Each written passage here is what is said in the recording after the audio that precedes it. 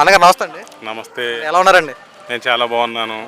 అన్నగారు, ఇప్పుడు నిన్నటి వరకు కడప జిల్లాలో జరిగినటువంటి మహానాడు కార్యక్రమాలు సూపర్ డూపర్ సక్సెస్ అయ్యి, అయితే దీనికి సంబంధించి వైఎస్ జగన్మోహన్ రెడ్డి గారు నిన్న ప్రెస్ మీట్లో ఏం మాట్లాడుతున్నారంటే, మహానాడు కార్యక్రమం అట్రప్లాప్ అయిపోయింది, కుర్చీలన్నీ ఖాళీగా ఉన్నాయి, జనాలు లేక విలవెలబోతా ఉందని చెప్పి మాట్లాడుతున్నాడు. ఎలా ఉంది అసలు పరిస్థితి ఏంటంటారు? అసలు వాస్తవంగా చెప్పాలంటే మహానాడు సూపర్ సక్సెస్ అండి. ఇప్పటి వరకు జరిగిన మహానాడులో కంటే ఇప్పుడు జరిగిన కడపలో జరిగిన మహానాడు మామూలుగా లేదు. అయితే ఈ వైఎస్ఆర్సీపీ వాళ్ళు సోషల్ మీడియా కానీ ఈ నాయకులు కానీ వీళ్ళకి ఏంటంటే ఎదటోడు మంచి చేస్తున్నాడంటే వీళ్ళకి అసలు చూడలేరు. వీళ్ళు టెంటలో అన్నీ వేసిన తర్వాత ఖాళీ కుర్చీలు అయితే పెడతారు, వాటిని ముందు వీడియో తీసుకొని వాటిని సోషల్ మీడియాలో పెట్టి మహానాడు అనేది అట్టర్ ఫ్లాపు అనేది జనాలకి చూపించడానికి వీళ్ళు శతవిధాలా ప్రయత్నం చేశారు, ఇంకా చేస్తూనే ఉన్నారు. కానీ మహానాడు అనేది ఎంత సక్సెస్ అయ్యింది, ఆ సక్సెస్ అంతా ప్రజలు చూశారు.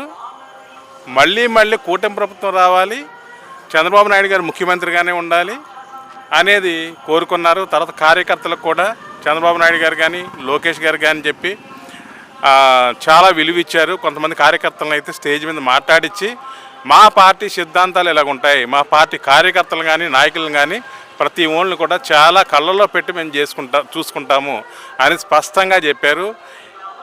ఇక ఈ వైఎస్ఆర్సీపీ వాళ్ళని ఎవరో కూడా బాగు చేయలేరు, వాళ్ళు మారారు. ఈ ఇచ్చినటువంటి 11 సీట్లు ఇచ్చినా కూడా వీళ్ళకి ఇంకా బుద్ధి జ్ఞానం రాలేదు. ఈ ఉన్న 11 సీట్లు పోతాయి. రాబోయే రోజుల్లో పెట్టి పేడాన్ని సర్దేసుకొని వీళ్ళు ఇళ్ళకి వెళ్ళిపోవడానికి గ్యారంటీ. ఇంకోటి ఉన్నటువంటి ఈ 11 మంది అంటే 10 మంది ఎమ్మెల్యేలు కానీ వీళ్ళు కానీ ఎవరైతే ఉన్నారో వేరే పార్టీలోకి వెళ్ళిపోవడానికి వారి దారులను ఎత్తుకుంటున్నారు, చక్కగా వెళ్ళిపోతారు. ఈ జగన్మోహన్ రెడ్డి గారి పాపం ఒక్క ఆయన ఉండి ఆ రాజ్యాన్ని ఆ వైఎస్ఆర్సీపీ పార్టీని ఏలుకుంటారు తప్ప ఆయన తప్ప పార్టీలు ఇంకెవరో ఉండరు.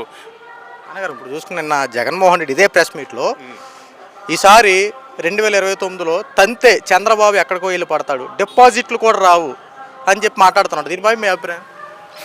ముందు ఈయన పులివెందుల్లో పోటీ చేసి గెలిచి అప్పుడు మాట్లాడమని చెప్పండి. అప్పుడు ఎందుకంటే అప్పుడు అందరూ కూడా ఒప్పుకుంటారు.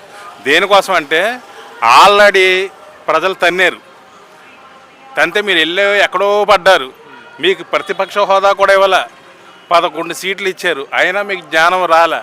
ఈరోజు కూడా మీరు అసెంబ్లీకి వెళ్ళరు, అసెంబ్లీలో ప్రజల పక్షాన మాట్లాడరు.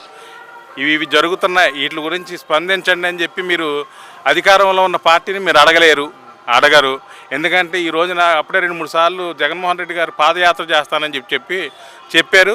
ఇప్పుడు వరకు ఏమీ రాలేదు. ఎందుకంటే ఆయన రారండి. ఎందుకంటే వస్తే ప్రజలు అడిగే ప్రశ్నలకి ఈయన దగ్గర సమాధానాలు లేవు.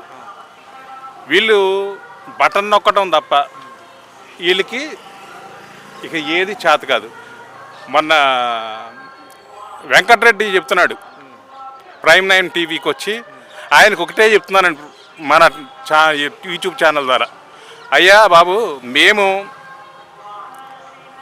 1వ తారీఖు వస్తే ఉదయం 6 గంటల నుంచి గడపకు వెళ్ళి పెన్షన్లు ఇవ్వటమే కాదండి, పెన్షన్లు ఇచ్చి వాళ్ళ కష్ట సుఖాలు ఏ ఇబ్బందులు ఉన్నాయి అవన్నీ అడిగి తెలుసుకొని మా హైకమాండ్ ఏదైతే ఉందో వాళ్ళకి తెలియజేసి ఆ సమస్యలను కూడా మేము పరిష్కరించుకుంటూ వస్తున్నాం. ప్రజల్లో లేనిది మీరు అధికారంలో ఉండగా ముఖ్యమంత్రి నారా జగన్మోహన్ రెడ్డి గారు కావచ్చు, వాళ్ళు మంత్రులు కావచ్చు, ఎవరైనా కానీ పరదాలు కట్టుకొని చెట్లు నరికిచ్చి ప్రజల్లోకి వస్తే ఏ ప్రశ్నలు అడుగుతారని భయపడి 5 కిలోమీటర్లు నువ్వు వెళ్ళాలి అంటే నువ్వు హెలికాప్టర్లో వెళ్ళావంటే నీ అంత గనుడు అసలు ఇప్పటికి వరకు ఈ రాజకీయ చరిత్రలో లేరండి. ఆ యొక్క ఘనత, ఆ క్రెడిట్ మన వైఎస్ జగన్మోహన్ రెడ్డి గారికే దక్కింది. ఇవి కూడా వాళ్ళు ఆలోచించుకోవాలని చెప్పి మేము మనవి చేస్తున్నాం. సార్, ఇప్పుడు మహానాడు కార్యక్రమం కడపలో జరిగింది, ఈసారి పులివెందుల్లో జరగబోతుందని చెప్పి మళ్ళీ వార్తలు కూడా వచ్చేస్తా ఉన్నాయి. ఆల్రెడీ జగన్ కంచుకోటగా అని చెప్పి అన్నారు. ఆ కంచుకోట బద్దలైనట్టు అంటారా? 100%. ఎందుకంటే ఇప్పుడు వైఎస్ఆర్సీపీ వాళ్ళు భయం అదే, కడపలో పెట్టి ఈ యొక్క సక్సెస్ చూసి వాళ్ళకి ఏం చేయాలో అర్థం కాక భయపడి 100% చెప్తున్నాను. రేపొద్దున్న పులివెందులలో జగన్మోహన్ రెడ్డి గారు పోటీ చేసినా ఆయన అక్కడ ఓడిపోవడం ఖాయం. ఎందుకంటే పులివెంద ప్రజలకి ఈయన చేసింది ఏమీ లేదు, ఒరిగి పెట్టంది ఏమీ లేదు. అది కూడా ఆయన గ్రహించుకోవాలి. వెనకాతలు ఉన్నటువంటి భజన మేళం ఉంది. ఈ భజన మేళం కూడా ఈ భజన చేయటం కాదు, వాస్తవాలు తెలుసుకోండి. మీ జగన్మోహన్ రెడ్డి గారు కానీ మీ గవర్నమెంట్ కానీ అధికారంలో ఉన్నప్పుడు ప్రజలకు ఏం చేశారు, ప్రజలకు మీరు ఏమి ఇచ్చారు, వాళ్ళు ఏ డెవలప్మెంట్ చూపించారు, ఇవన్నీ చెప్పుకోకుండా అసెంబ్లీకి వచ్చి ప్రజలకి అన్యాయం జరుగుతుంది. ప్రజలకి కరెక్టే. కూటమి ప్రభుత్వంలో మీరు రావాలిగా అసెంబ్లీకి, నెలల జీతాలు తీసుకుంటున్నారుగా. మరి నెలల జీతాలు తీసుకుంటున్న ప్రజల పక్షాన మాట్లాడాలిగా. మీకు ఓట్లు వేసి మిమ్మల్ని అసెంబ్లీకి ఎందుకు మిమ్మల్ని పంపించారు ప్రజలు? దేనికోసం పంపించారు? వాళ్ళ వైపున మీరు దెబ్బలాడతారనే కదా పంపించింది. మరి ఇవన్నీ కూడా తెలుసుకోకుండా ఏంటంటే ఏదో గాల్లో మేడలు కట్టుకోవటం, మా తడాకా చూపిస్తాం, పోలీసులు గుడ్లు ఉడిపిస్తాం, గ్యారంటీగా ఓడదీసి పంపించారు. మిగిలి ఇంకో 2-3 గుట్లు ఉన్నాయి. అవి కూడా రేపు పొద్దున వచ్చే అసెంబ్లీ ఎలక్షన్కి ఓడదీసేసి అక్క ఇంటికాడ కూర్చోబెడతారు. వైఎస్ఆర్సీపీ వాళ్ళు రెడీగా ఉండమని చెప్తున్నాను నేను. అనగారు మామూలుగా అయితే ఈ మహానాడు కార్యక్రమంలో నారా లోకేష్ గారికి పార్టీ వర్కింగ్ ప్రెసిడెంట్ ఇస్తారని చెప్పి అందరూ ఎదురు చూశారు. చాలామంది మాటల్లో కూడా ముఖ్యమంత్రి కూడా ఇవ్వబోతారేమని చెప్పి ఆస్తి ఎదురు చూశారు. కానీ ఈ మహానాడు కార్యక్రమంలో నారా లోకేష్ ప్రస్తావన అనేది లేదు. ఏంటి సార్ అసలు ఏంటి? నారా లోకేష్ గారికి ప్రమోషన్ ఏమైనా ఇస్తారా, లేదంటే ఎప్పటిలాగానే కార్యదర్శిగానే ఉంటూ మంత్రి పదవిని అనుభవిస్తూ ఉంటారంటారా? సార్ మీకు ఒక విషయం, అందరి తరపున నేను కోరుకునేది ఒకటే ఏంటంటే, చంద్రబాబు నాయుడు గారు అపర భగీరథుడు అండి. ఆయన అపర చాణక్యుడు. అడ్మినిస్ట్రేషన్ అంటే ఏంటో ఆయన తెలుసు, ప్రజల్ని ఎలా పరిపాలించాలో తెలుసు, ప్రజల్ని ఆయన బిడ్డలుగా ఎలా చూసుకోవాలో ఆయన తెలుసు. అటువంటిది ఏది డిక్లేర్ చేసినా పార్టీ పరంగా పార్టీకి న్యాయం చేయాలని, అందరికీ న్యాయం జరగాలనే ఉద్దేశంతో ఆయన ఒక నిర్ణయం తీసుకుంటారు. దాన్ని నేను మాట్లాడి ఇంకొకరు మాట్లాడి ఇవన్నీ కూడా కరెక్ట్ కాదని చెప్పి నేను అనుకుంటున్నాను. చంద్రబాబు నాయుడు గారికి, గౌరవ ముఖ్యమంత్రి నారా చంద్రబాబు నాయుడు గారికి తెలుసు. ఆయన ఏది చెప్తే దానికి అనుకూలంగా మేము వెనకాతలు అందరూ ప్రయాణించాలని చెప్పి నేను మనస్ఫూర్తిగా కోరుకుంటున్నాను. మహానాడు ఉద్దేశించి జగన్మోహన్ రెడ్డి ఇప్పటికీ బురద జల్లే రాజకీయాలు చేయడం మానలేదు.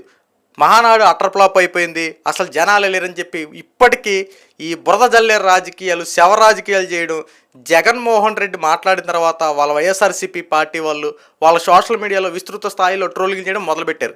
అయ్యా జగన్మోహన్ రెడ్డి ఏమైనా సిద్ధం సభలు అనుకున్నావు ఏంటి? సిద్ధం సభల్లో నీకు 100 రూపాయలు ఇచ్చేసి తర్వాత క్వార్టర్ మంది ఇచ్చేసి బిర్యానీ ప్యాకెట్లు పెంచితే వచ్చినటువంటి జనం అనుకున్నావేంటి? వాళ్ళు వీళ్ళు ప్రాణం ఇచ్చే టీడీపీ కార్యకర్తలు, అది గుర్తుపెట్టుకో. ఎందుకంటే పార్టీకి అత్యంత బలం కార్యకర్తలు. నీ పార్టీలో కార్యకర్తలకి అత్యంత బలం లేదని చెప్పి బహుశా నువ్వే గత ప్రెస్ మీట్లో మాట్లాడావు. బహుశా కార్యకర్తలను సరిగ్గా పట్టించుకోలేదు, ఈసారి కార్యకర్తలను శుభ్రంగా పట్టించుకుంటాను, ఈసారి 2.0 కార్యకర్తల కోసం చూపిస్తానని చెప్పి మొన్న ప్రెస్ మీట్లో నువ్వే మాట్లాడావు. అంటే నీ పార్టీలో కార్యకర్తలకి ఎంత ఇంపార్టెన్స్ ఇస్తావో నీకు అర్థమైపోయింది. నీ అంతా నువ్వే ఒప్పుకున్నావు. కానీ ఇక్కడ కూటమి ప్రభుత్వం అది కాదు కదా.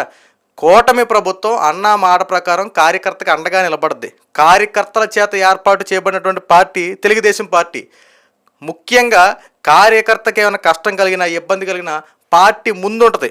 అలాంటి టీడీపీ పార్టీ గురించి, టీడీపీ ఆఫీసుల మీద నువ్వు ధ్వంసం చేసి, టీడీపీ కార్యకర్తలు ఇష్టానుసారంగా అరెస్టులు చేయించేసి నువ్వు ఎంత దౌర్జన్యాలు చేసావో అన్నీ తెలుసు.